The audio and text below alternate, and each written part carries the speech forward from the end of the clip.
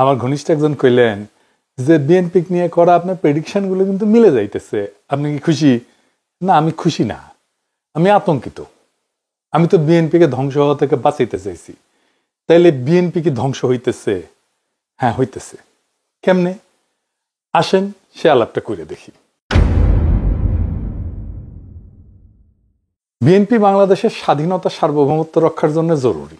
BNP ধ্বংস হয়ে গেলে বাংলাদেশের স্বাধীনতা সার্বভৌমত্ব বিপন্ন হবে। বিএনপি আওয়ামী লীগ হয়ে গেলে আমাদের আর একটা জিয়াউর রহমানের, খালেদা জিয়ার বিএনপি লাগবে। হয়তো বিএনপি নামে না, কিন্তু এমন একটা দল লাগবে যা জিয়ার এবং খালেদা জিয়ার রাজনীতি করবে। আর আপনারা বুঝতে পারতেছেন যে বিএনপির কোনো ভবিষ্যৎ নাই যদি না তারা তাদের রাজনীতি না পাল্টায়। আপনাদের মনে হইতে পারে যে এইটা আবার কেমন কথা, একটা রাজনৈতিক দল না থাকলে স্বাধীনতা সার্বভৌমত্ব বিপন্ন কেমনে হয়? আসেন আপনাদের আজকের সেই গল্প বলি, পাকিস্তান কেমনে ভাঙলো।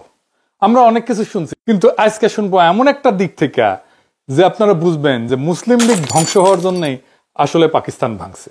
মুসলিম লীগ টিকে থাকলে পাকিস্তান ভাঙতো না। ভুল রাজনীতির কারণে মুসলিম লীগ ধ্বংস হয়েছে? না, ভুল রাজনীতি ছিল না, ছিল একটা ভুল সিদ্ধান্ত। এইটা আমাদের জানা দরকার, কারণ বিএনপি আর আওয়ামী লীগ দুইটারই জন্ম মুসলিম লীগ থেকে।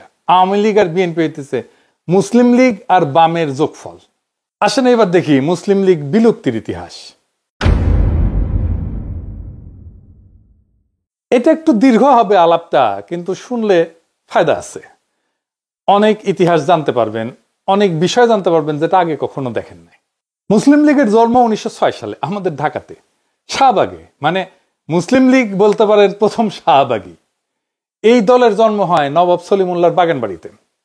তখন শাহবাগে ওনার বাগানবাড়ি ছিল। সমস্ত ভারতবর্ষের মুসলমান নেতারা ব্রিটিশ ইন্ডিয়ার অন্য কোনো শহর যেমন লখনৌ, দিল্লি, আগ্রা, লাহোর, হায়দ্রাবাদ, করাচি, বোম্বেতে মিটিং করে এই দলের গোড়াপত্তন করেন নাই, কিন্তু ঢাকায় এই দলের গোড়াপত্তন হয়েছে। এই ঐতিহাসিক ঘটনা ঘটছিল তৎকালীন ব্রিটিশ প্রদেশ পূর্ব বাংলা এবং আসামের রাজধানী ঢাকায়। এরপরে পাকিস্তান আন্দোলন হয়। পাকিস্তানের আবির্ভাব ঘটার 7 বছরের মাথায় এই দল বিলুপ্ত হয়ে যায়, জয় বাংলা হয়ে যায়। এটা খালি পূর্ব পাকিস্তান মানে বর্তমানে বাংলাদেশে ঘটে নাই, পশ্চিম পাকিস্তানেও একই ঘটনা ঘটছিল। এর ফলে আমাদের দেশের বুদ্ধিজীবীদের মধ্যে একটা মত প্রচলিত আছে, যেমন সলিমুল্লাহ খান, বদরুদ্দিন নম্বর, অসংখ্য বুদ্ধিজীবী মানুষ সে একই মত প্রচার করছে। কি সেই মত? সেটা হইতেছে মুসলিম লীগ পাকিস্তান তৈরি হওয়ার পর সবগুলো প্রদেশ মানে সিন্ধু, বাংলা, পাঞ্জাব সীমান্ত প্রদেশের প্রাদেশিক সরকার গঠন করে এবং পাকিস্তানের কেন্দ্রীয় গণপরিষদও প্রায় সবগুলো আসন পায়। অল্প কিছু আসন কংগ্রেসের হাতে থাকে। মুসলিম লীগের দুঃশাসন এবং জনবিচ্ছিন্নতার কারণে নাকি এই দল তার সমস্ত জনসমর্থন হারায় ফেলে এবং এর ফলেই নাকি 54 সালে পূর্ব পাকিস্তানের প্রাদেশিক নির্বাচনে ভরাডুবি ঘটে মুসলিম লীগের, আর তাতেই নাকি এই দল প্রায় বিলুপ্ত হয়ে যায়। তো এই বয়ানটা ঐতিহাসিকভাবে সত্য না। অধিকাংশ বাঙালি বুদ্ধিজীবী কোনো ঐতিহাসিক ঘটনার ডিটেইলস অনেক পরিশ্রম কইরা, কষ্ট কইরা, খুঁজে দেখে স্টাডি করে না। তারা খুব উপর ভাষা একটা কাজ করে, মানে উপর দিয়ে খালি খোঁজাখুঁজি করে দেখে, তারপরে আর একটা মতামত তৈরি করে। 2-1 লাইন পরে অল্প কিছু বুঝে সেটা নিয়ে উত্তেজিত হয়ে যায়, বারবার ওইটা রিপিট করতে থাকে। ফলে তাদের এই সস্তা বয়ানগুলো প্রতিষ্ঠা লাভ করে। আজকে আমরা দেখব কেন মুসলিম লীগ বিলুপ্ত হয়ে গেছিল এবং আমাদের বর্তমান রাজনৈতিক ঘটনা পট প্রবাহে এর গুরুত্ব কতখানি। মুসলিম লীগের ইন্টেলেকচুয়াল গডফাদার ছিলেন স্যার সৈয়দ আহমেদ খান। উনার লেখালেখি এবং অ্যাক্টিভিজমকে প্রেরণা ধরে মুসলিম লীগের গোড়াপত্তন হয়। তো স্যার আহমেদ খান কিন্তু নিজে একটা সংগঠন তৈরি করছিলেন, তার নাম ছিল all India Mohammedan educational conference, যেটা একটা মিটিং এর স্থান হিসাবে নির্ধারণ করে 1906 সালে ঢাকার নবাব সলিমুল্লাহর আহসান মঞ্জিলকে। সেই মিটিংয়ে উপস্থিত 3000 ডেলিগেটের সভাপতিত্ব করেন দিল্লির উত্তরপ্রদেশে অবস্থিত মিরাটের নবাব ভিকারুল মুলক মোস্তাক হোসেন। সেই শাহবাগের মিটিংয়ে নবাব সলিমুল্লাহ মুসলমানদের একটা রাজনৈতিক দল গঠন করার প্রস্তাব আনেন, যেটা সর্বসম্মতিক্রমে গৃহীত হয়। এইভাবে জন্ম হয় অল ইন্ডিয়া মুসলিম লীগের। মুসলিম লীগের প্রথম প্রেসিডেন্ট করা হয় প্রিন্স আগা খানকে। এর সাথে ছিল 6 জন ভাইস প্রেসিডেন্ট, 1 জন সেক্রেটারি আর 2 জন জয়েন্ট সেক্রেটারি। সেক্রেটারি ছিলেন উত্তরপ্রদেশের বারহা গোত্রের সৈয়দ নবাব মহসিন উল মুলক। লীগের গঠনতন্ত্র বা সংবিধান, যেটাকে গ্রিন বুক বলা হইতো, সেটা রচনা করেন মৌলানা মোহাম্মদ আলী। তার ভাই মৌলানা শওকত আলীর সাথে মিলে প্রথম বিশ্বযুদ্ধের পর খেলাফত আন্দোলন করেন গান্ধী আর কংগ্রেসের সাথে একজোট হইয়া। মোহাম্মদ আলী জিন্নাহ পরে মুসলিম লীগের প্রেসিডেন্ট এবং প্রধান নেতা হন, কিন্তু তিনি তখন মুসলিম লীগে যোগদান করেননি। যখন মুসলিম লীগ গঠিত হয় তিনি তখন কংগ্রেস করতেন এবং তাকে গোপাল কৃষ্ণ গোখলে বলতো হিন্দু মুসলিম মিলনের অগ্রদূত। জিন্না 1913 সালে মুসলিম লীগের সদস্য হয়েছিলেন এবং 1916 সালে লখনৌয়ে মুসলিম লীগ আর কংগ্রেসের মধ্যে একটা মীমাংসা মিটিং এ উপস্থিত থাকেন, যেখানে কংগ্রেসের প্রতিনিধি ছিল বাল গঙ্গাধর তিলক এবং মুসলিম লীগের প্রতিনিধি হিসেবে পাঠানো হয়েছিল জিন্নাকে। জিন্না কিন্তু তখনও কংগ্রেসের মেম্বার ছিলেন, মানে তখন জিন্না কংগ্রেসও করতেন মুসলিম লীগও করতেন, দুই পার্টি করতেন, বুঝছাও। জিন্না কংগ্রেস ত্যাগ করেন 1920 সালে ডিসেম্বরে। সেই লখনৌ মিটিং এ মুসলিম লীগ আর কংগ্রেসের মধ্যে মিটমাট হয়ে একটা চুক্তি হয়, যেটা ইতিহাসে লখনৌ প্যাক্ট হিসেবে পরিচিত। এটার আর ডিটেলসে গেলাম না আর কি। মুসলিম লীগেও জিন্না কিন্তু নাম কাওয়াস্তে সদস্য ছিলেন। মুসলিম লীগ শুরু থেকে রাজনৈতিক দল হিসেবে শক্ত অবস্থানে যাইতে পারেন নাই, ধীরে ধীরে নিস্তেজ হয়ে যায়, প্রায় অপ্রাসঙ্গিক হয়ে যায়। তখন রাজনীতিতে গান্ধীর আবির্ভাব হয়েছে, সবার চোখ কংগ্রেসের দিকে। এছাড়া লালা রাজপথ রায়, ভগৎ সিং মার্কা কিছু উগ্রবাদী সশস্ত্র বিপ্লবী ছিল। 1933 সালে মুসলিম লীগ আজকের জাতীয় পার্টির মতো বেশ কয়েক ভাগে বিভক্ত ছিল। জিন্না ততদিনে রাজনীতি থেকে অবসর নিয়ে বিলাতে যে ব্যারিস্টারি প্র্যাকটিস করতেছেন, প্রচুর টাকা পয়সা কামাইতেছিলেন। মুসলিম লীগের এক ভাগের প্রেসিডেন্ট ছিলেন পেশোয়ারের ব্যারিস্টার মিয়া আব্দুল আজিজ। এদের গ্রুপের নাম ছিল আজিজ গ্রুপ। মানে আরেক ভাগের প্রেসিডেন্ট ছিল খান বাহাদুর হাফিজ হিদায়ত হোসেন। আওয়ামী লীগও কিন্তু 1975 পরে এরকম বেশ কয়েকটা গ্রুপে আলাদা হয়ে গেছিল। আওয়ামী লীগ হাসিনা, আওয়ামী লীগ মিজান, আওয়ামী লীগ রাজ্জাক। শফিক রহমান ভাই জায়জাদিনে লিখতেন আওয়ামী লীগ হারামি, হারামি মানে হাসিনার হা, রাজ্জাকের রা আর মিজানের মি, এই তিনটা মিলে আওয়ামী লীগ হারামি। আওয়ামী লীগ কলে প্রথম থেকে হারামি, জাত হারামি আর কি, সাচ্চা হারামি, কয়েক জেনারেশনের হারামি। তাইলে মুসলিম লীগ কেমনে খাড়া হইল? মুসলিম লীগের এই অবস্থা দেখে উত্তরপ্রদেশের লিয়াকত আলী খান লন্ডনে গিয়ে জিন্নার সাথে দেখা করেন। তারা বোঝান যে উনি যদি ভারতে ফিরে এসে মুসলিম লীগের হাল ধরেন, তাইলে আজিজ গ্রুপ আর হেদায়েত গ্রুপ উভয় আবার একত্র হবে, পার্টি একদম ইউনিফাইড হবে। আজিজ আর হেদায়েত গ্রুপের কাউন্সিল উভয় মতামত দেয় যে জিন্না যদি দলের প্রেসিডেন্ট হন তাহলে আবার একত্র হইতে রাজি আছেন। এর ফলে জিন্না ভারতে ফিরে আসেন। 1934 সালের এপ্রিল মাসে মুসলিম লীগের কাউন্সিল মিটিং হয় দিল্লিতে। সেইখানে জিন্নার নেতৃত্বে মুসলিম লীগ আবার একত্রিত হইয়া জিন্না মুসলিম লীগের প্রেসিডেন্ট হন এবং 1947 সালে পাকিস্তানের গভর্নর জেনারেল হওয়ার আগ পর্যন্ত ওই পদে আসীন থাকেন। জিন্না মুসলিম লীগের প্রেসিডেন্ট হওয়ার পর সারা ভারতবর্ষ জুড়ে বিভিন্ন গুরুত্বপূর্ণ মুসলিম অ্যাক্টিভিস্ট আর নেতাদের লীগে রিক্রুট করা শুরু করেন। জিন্নার পার্সোনালিটি সবাইকে আকৃষ্ট করতে পারত, এই জন্য সবাই অনায়াসে তার নেতৃত্ব মেনে নিত। বাংলাতে নবাব সলিমুল্লাহর ভাগনা কিন্তু ছিলেন খাজা নাজিমুদ্দিন, এবং এই ক্যারেক্টারটা খুবই ইম্পর্টেন্ট, এটা মাথায় রেখেন। সবসময় মুসলিম লীগ ছিলেন, যদিও নাজিমুদ্দিন অত্যন্ত দুর্বল একজন ব্যক্তিত্ব ছিলেন, তেমন কোনো ইন্টেলেকচুয়াল বা অ্যাডমিনিস্ট্রেটিভ ক্যাপাসিটি ছিল না, কোনোদিনই ছিল না। ব্যক্তি জীবনে অত্যন্ত অমায়িক ব্যক্তি হওয়ার ফলে সকলেই তাকে পছন্দ করতেন, আমাদের প্রফেসর ইউনুসের মতো। কারোর সাথে নাই, পাশে নাই। হোসেন শহীদ সোহরাওয়ার্দী প্রথম বিশ্বযুদ্ধের পর থেকে বাংলার রাজনীতিতে সরব ছিলেন, খিলাফত আন্দোলনে যুক্ত ছিলেন এবং একসময় কলকাতার ডেপুটি মেয়র ছিলেন। উনি কলকাতাতে ট্রেড ইউনিয়নের রাজনীতির সাথে জড়িত ছিলেন এবং ওইখানকার ইউনিয়নগুলোর মধ্যে ওনার ব্যাপক জনপ্রিয়তা ছিল। নিজস্ব একটা পার্টি ছিল, নাম ছিল অল ইউনাইটেড বেঙ্গল মুসলিম পার্টি। তারপরে সোহরাওয়ার্দী তো বেঙ্গলের মুখ্যমন্ত্রী ছিল। জিন্না সোহরাওয়ার্দীকে কনভিন্স করেন মুসলিম লীগে যোগ দিতে। এর ফলে 1936 সালে সোহরাওয়ার্দী তার পুরো দলবল নিয়ে বেঙ্গল প্রভিন্সিয়াল মুসলিম লীগে যোগদান করেন। ওনাকে দলের সেক্রেটারি করা হয়।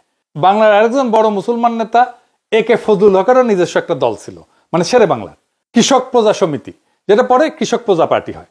এরপরে 1937 সালে ব্রিটিশ ভারতে প্রথম প্রাদেশিক নির্বাচন অনুষ্ঠিত হয়, যেখানে বাংলা প্রদেশে 250টার মধ্যে 120টা মুসলমান আসন ছিল। সেপারেট ইলেকটোরেটের অধীনে, মানে মুসলমানরা মুসলমানদের ভোট দিবে, হিন্দুরা হিন্দুদের ভোট দিবে। এবং মাথায় রেখেন, এই যে মুসলমান হিন্দুর আলাদা ভোটাধিকার, এটাই দেশভাগের একটা কারণ।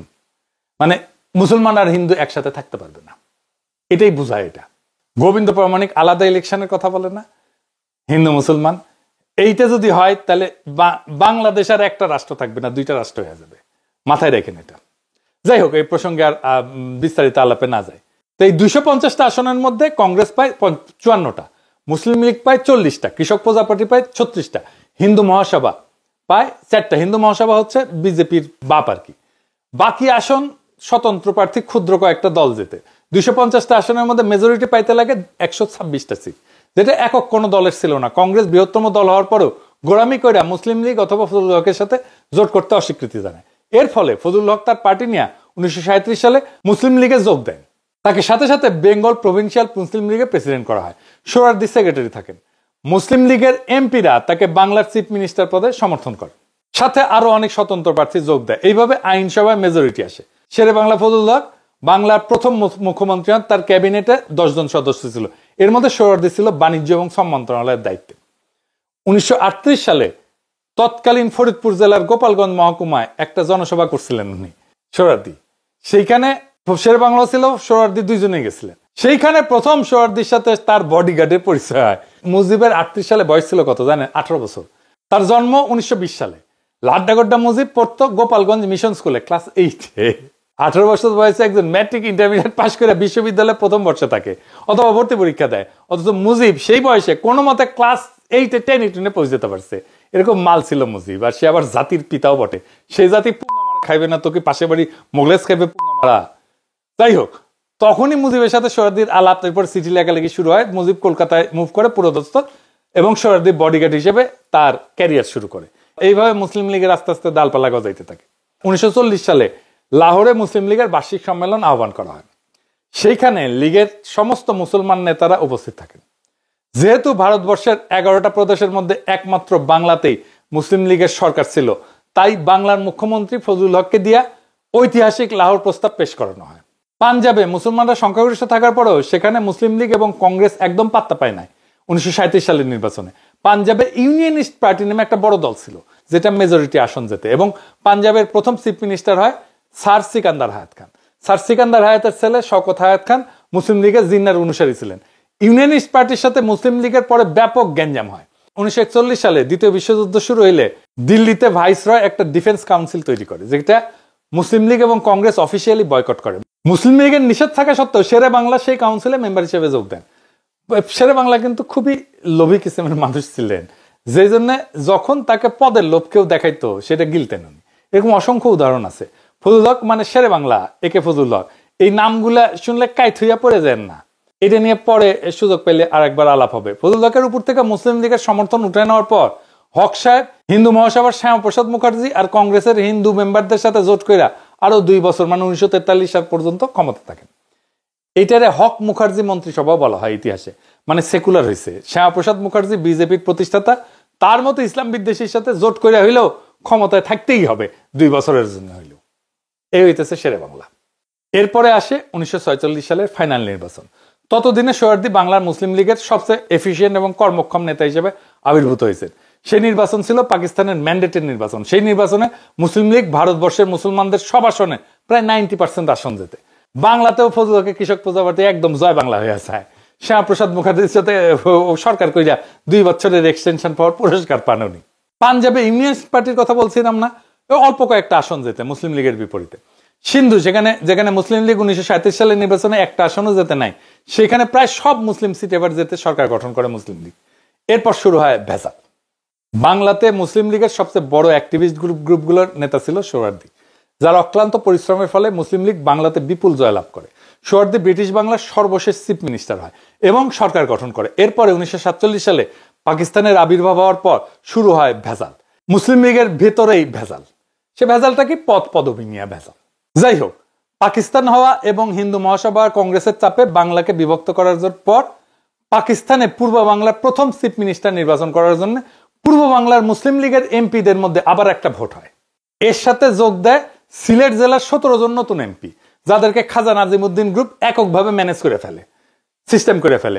সোহরাওয়ার্দী দেশভাগের প্রশাসনিক কাজ, দিল্লি দৌড়াদৌড়ি, এগুলো কারণে সেই ব্যাপারে মনোযোগ আর এফোর্ট দিতে পারেন নাই। পশ্চিম বাংলার মুসলমান এমপি যারা সোহরাওয়ার্দীর সমর্থক ছিল, সোহরাওয়ার্দীর লোক ছিল, সোহরাওয়ার্দীর ক্যাডার ছিল, তারা ভারতের অংশে পড়ে যাওয়াতে এই নির্বাচনে অংশ নিতে পারে না। এর ফলে সোহরাওয়ার্দী খাজা নাজিমউদ্দিন গ্রুপের কাছে হাইরা যায় এবং পূর্ব পাকিস্তানের প্রথম চিফ মিনিস্টার হন খাজা নাজিমউদ্দিন। বলছিলাম না স্যার সলিমুল্লাহর ভাগনা। এই ঘটনার ফলাফল ছিল সুদূর প্রসারী। বলা যেতে পারে পূর্ব পাকিস্তান থেকে বিচ্ছিন্ন হওয়ার ঘটনার সূত্রপাত ঘটে এই ঘটনা দিয়ে। কেন্দ্রে যে ক্যাবিনেট গঠন করা হয় লিয়াকত আলী খানের নেতৃত্বে, সেখানেও সোহরাওয়ার্দীকে কোনো ক্যাবিনেট পোস্ট দেওয়া হয় না। বাংলা থেকে ফজলুর রহমান নামে একজন অখ্যাত ব্যক্তিকে কেন্দ্রের শিক্ষামন্ত্রী পদ দেওয়া হয়। এই ফজলুর রহমান কে জানেন? এ হইতেছে সালমানের দরবেশ বাবা, সালমানের রহমানের বাপ। সোহরাওয়ার্দী এই দুঃখে ক্ষোভে পাকিস্তান হওয়ার পর পাকিস্তানে না এসে কলকাতাতে থাকেন। এর ফলে শুরু হয় সোহরাওয়ার্দীর সাথে মুসলিম লীগের নেতাদের দ্বন্দ্ব। এর কয়েক মাস পরে 1948 সালে মুসলিম লীগ থেকে এবং পাকিস্তানের গণপরিষদ থেকে সোহরাওয়ার্দীকে বহিষ্কার করা হয়। পূর্ব বাংলা মুসলিম লীগ নতুন করে কাউন্সিল তৈরি করা হয়, কমিটি গঠন করা হয়। যেখান থেকে সোহরাওয়ার্দী গ্রুপকে ঢালাওভাবে বহিষ্কার করা হয়, মুজিবকে ওই একই সময় মুসলিম লীগের কাউন্সিল থেকে বহিষ্কার করা হয়। শুধু সোহরাওয়ার্দী না, তার বডিগার্ডকেও বের করে দেওয়া হয়। যেহেতু বাংলার মুসলিম লীগের কর্মীদের বিরাট অংশ সোহরাওয়ার্দীর সমর্থকের অন্ধভক্ত ছিল, তারা ন্যাচারালি এই ব্যাপারটা স্বাভাবিকভাবে নেয় না, ক্ষুব্ধ হয়। বাংলায় সোহরাওয়ার্দীর ক্ষুব্ধ সমর্থকরা একদম প্রথম দিক থেকে নাজিমউদ্দিন এবং পরে নুরুল আমিনের সরকারের বিরুদ্ধে তাদের ক্ষোভ ঝাড়ার জন্য যা ইস্যু আছে সামনে সেটা নিয়ে এজিটেশন শুরু করে।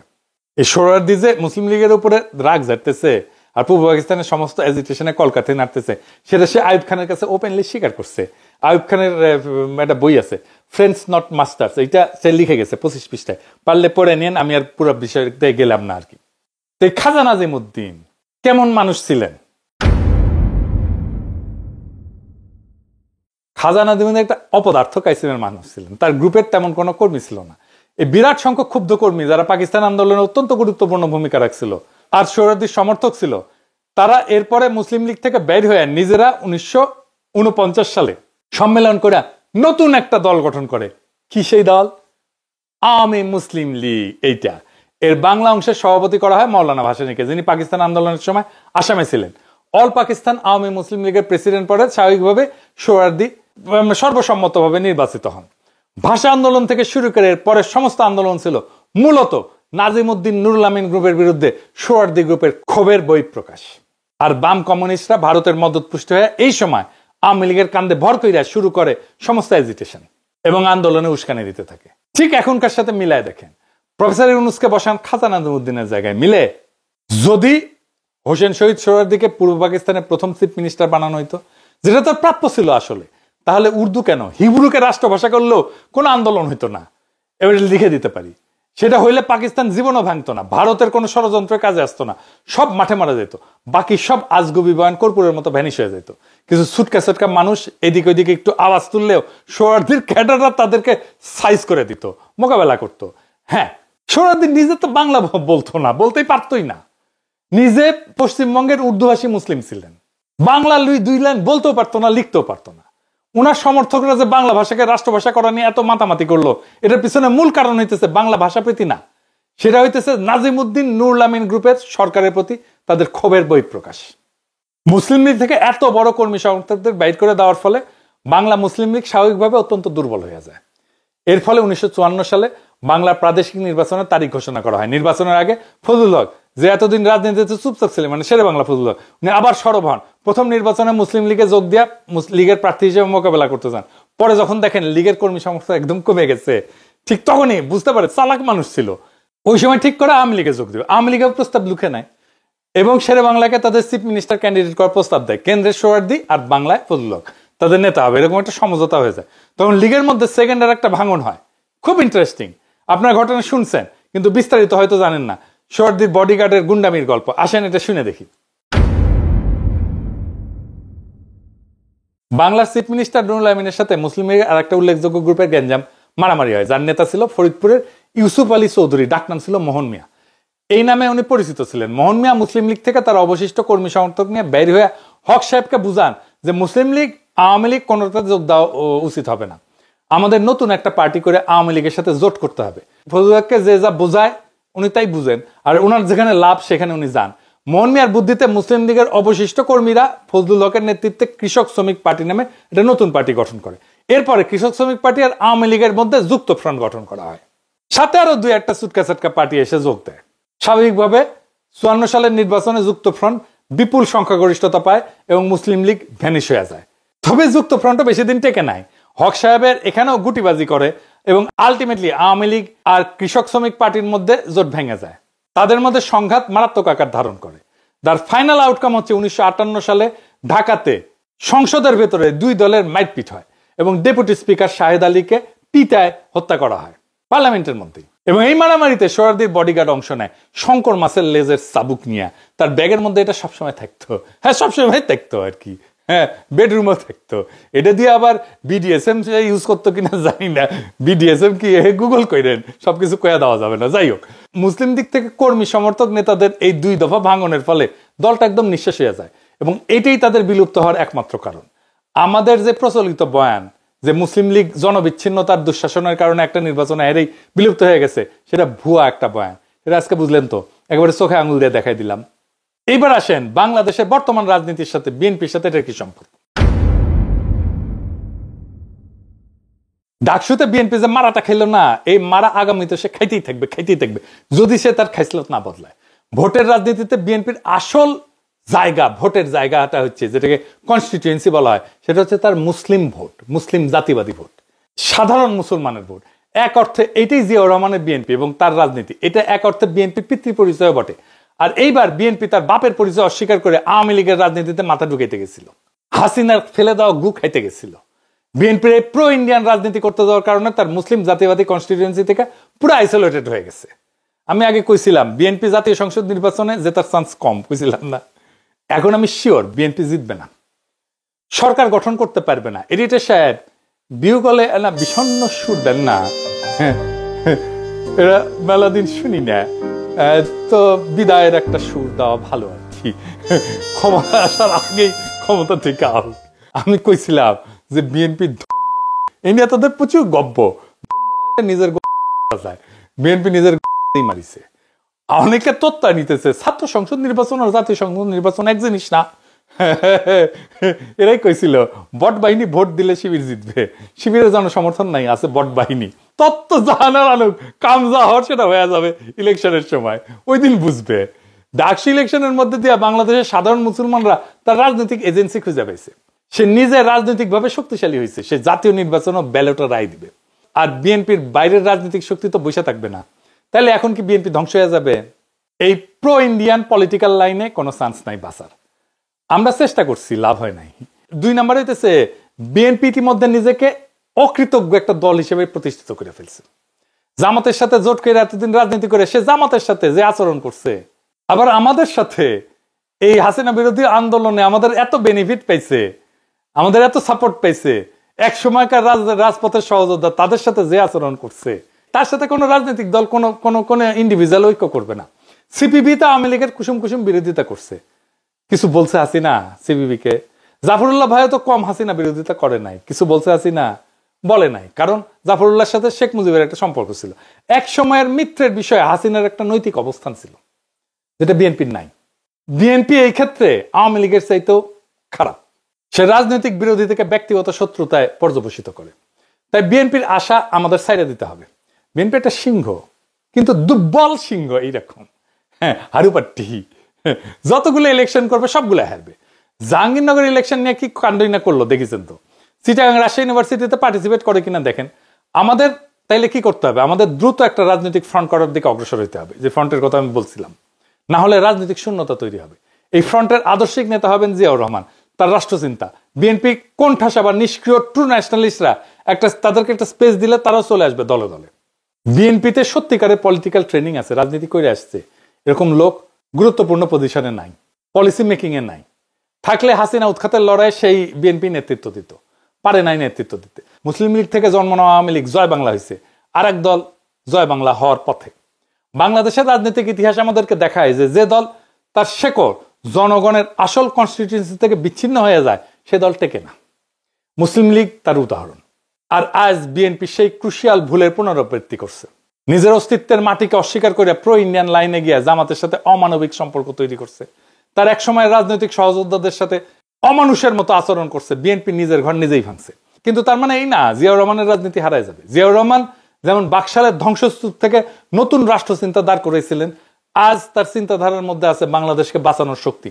বিএনপি হয়তো দুর্বল সিংহ হয়ে পড়ছে, কিন্তু এই দেশের সাধারণ মুসলমানদের রাজনৈতিক এজেন্সি আর স্বাধীনতার আকাঙ্ক্ষা আজও বেঁচে আছে। ডাকসুর ব্যালটে যেমন সাধারণ মানুষ নিজের কণ্ঠ খুঁজে পেয়েছে, জাতীয় নির্বাচনেও সেই কণ্ঠ আরো জোরে উচ্চারিত হবে। আমাদের দায়িত্ব এখন নতুন রাজনৈতিক ফ্রন্ট গড়ে তোলা, যেখানে জাতীয় মর্যাদা, আঞ্চলিক অখণ্ডতা আর সার্বভৌমত্ব প্রশ্ন হবে মূল কেন্দ্র, যেখানে জিয়াউর রহমানের রাষ্ট্রচিন্তা হবে আমাদের আদর্শিক দিক নির্দেশনা। এই ফ্রন্ট হবে সাধারণ মানুষের, মজলুমদের, নিপীড়িতদের, যারা আওয়ামী ফ্যাসিবাদ এবং বিএনপির বিভ্রান্ত রাজনীতির বাইরে নতুন আশা খুঁজতেছে। ইতিহাসের শিক্ষা পরিষ্কার, শূন্যতা কখনো স্থায়ী হয় না। আমরা যদি শক্তি, দিক নির্দেশনা নিয়ে আগায় যাই, তবে সেই শূন্যতা পূরণ হবেই আমাদের দিয়া। বিএনপি হয়তো ভাঙবে, কিন্তু জিয়ার আদর্শের সেই পতাকা ভাঙবে না। সেই পতাকা আবারও উড়বে শক্তিশালী সংগঠিত নতুন ফ্রন্টের হাতে। এটাই আমাদের আহ্বান, এটাই আমাদের আগামী ইনকিলাব। জিন্দাবাদ।